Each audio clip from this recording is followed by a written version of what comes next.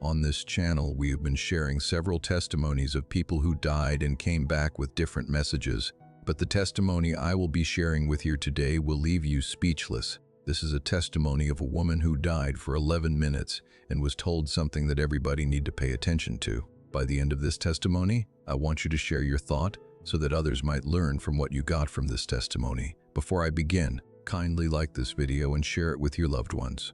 Also, don't forget to tell us where you are listening from so that we can connect as a family in the comment. Now relax and listen as I share her testimony with you.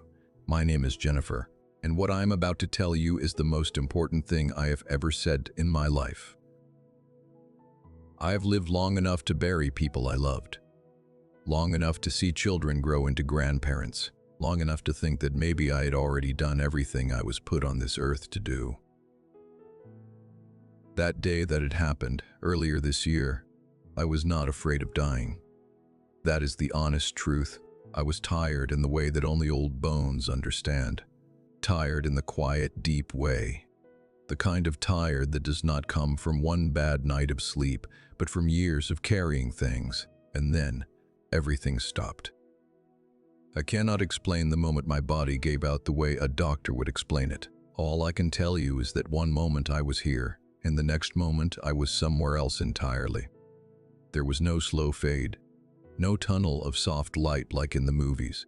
It was sudden, like a door swinging wide open without warning, and I walked through it. The first thing I noticed was the silence, not an empty silence, not the kind that makes you feel lonely. This was a full silence, the kind that holds everything in it, like standing at the edge of a great ocean before the waves begin. I felt the weight lift off my chest, the ache in my knees, gone. The tightness I had carried in my shoulders for years, simply gone. My body felt like it did when I was 30 years old, strong and light, and I remember thinking, oh, so this is what it feels like to come home. There was a light ahead of me. I will not pretend I have the words to describe it properly. It was not just a bright light. It was a living light. It moved like it was breathing. It was warm the way love is warm. Not the love you fall in and out of, but the kind that does not leave. The kind that was there before you were born and will be there long after. I moved toward it without deciding to move. My feet just carried me, and as I got closer, I felt something I had not expected. I felt known. Fully and completely known. Every year of my life. Every quiet prayer I had whispered in the dark, every tear I had cried when no one was watching. It was all held there in that light, and none of it had been wasted. Not one moment, not one single thing. I started to cry, then came the voice. It did not sound like thunder. It did not shake the ground. It was the gentlest voice I have ever heard, and at the same time the most powerful, like a river that looks still on the surface but carries everything with it underneath. It said, Jennifer, just my name. That is all it said at first. And the way it said my name, I cannot describe this without crying even now. It said it the way a mother calls a child who has been gone too long. With relief, with love, with something almost like joy. I said, I'm here. And the voice said, I know. I have always known where you are. Then I saw something. I do not know if saw is even the right word. It was more like the knowing entered me all at once, like someone poured a whole story into my chest, and I understood it the way you understand your own name. I saw the year, this year, 2026, laid out before me like a field at harvest time. I saw it clearly, not like a dream where things blur and shift. This was sharp and real. I saw that this year is not an ordinary year. I saw that things are moving and shaking and turning in ways that most people cannot feel yet, but will feel soon. There are moments coming in the spring, in the summer, in the months ahead, that are going to make people stop and look up from their lives and ask questions they have never asked before. I saw people afraid. I saw young people especially, with their hands shaking, not knowing where to turn, not knowing who to believe. I saw them reaching for their phones and finding nothing there that could help them. And I wanted to reach out and hold their hands, every single one of them. Then I saw something else. I saw places, quiet places, spread out away from the noise, green places, places where people had not forgotten how to grow food with their hands, how to sit with a neighbor, how to live without needing a screen to tell them what to do, places where older people, my age, my generation, were sitting with the young and teaching them things that machines cannot teach. Things like patience, things like how to read the sky before rain, things like how to preserve food, how to make something from very little, how to sit in hard times without falling apart. And as I watched, I understood. Those places are going to matter more than people think right now. They are going to become like shelters, not just for the body but for the spirit. Then the voice spoke again. It said, "The young ones need a voice they can trust." I stood there in that warm, breathing light, and I knew the voice was talking to me. And I shook my head. I actually shook my head because I am an old woman, and I've lived my life, and I thought, surely there is someone younger, someone stronger, someone whose words carry more weight with this generation that does not know my songs or my ways. But the voice said something I will carry with me until my last breath on this earth. It said, "Tell them not to be afraid of the hard things, for I am in the hard things." Say it again, read it again. Tell them not to be afraid of the hard things, for I am in the hard things. Not, I will help you through the hard things. Not, the hard things will be over soon. But I am in the hard things. Already there, already present, already holding what needs to be held before anyone even calls out for help. Something in me cracked open when I heard that. The way old dry ground cracks open when the rain finally comes, and I just wept. I wept in that light the way I have not wept since I was a young girl. I did not want to come back. I want to be honest with you. I did not want to return. It was not that I was selfish. It was not that I did not love the people I was leaving behind. It was that everything in that place felt right, in a way that nothing on this earth fully feels. We all carry a quiet ache here, a longing for something we cannot name. And in that place, the ache was gone. The longing was answered, and being pulled away from that, it was painful in a way I cannot explain, but I understood why I had to come back. I understood it not as a punishment, but as a commission, the way a soldier understands an order, not because they want to leave the warmth, but because the mission is real and the time is short. The voice did not force me. It simply showed me. It showed me the young faces.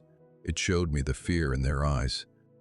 And then it showed me what a familiar voice, a grandmother's voice, a trusted voice, could do to that fear. Fear shrinks when love speaks plainly. And I thought of my grandchildren. I thought of the young people in my community.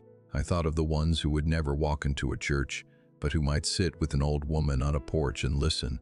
And I said yes. They told me I was gone for 11 minutes.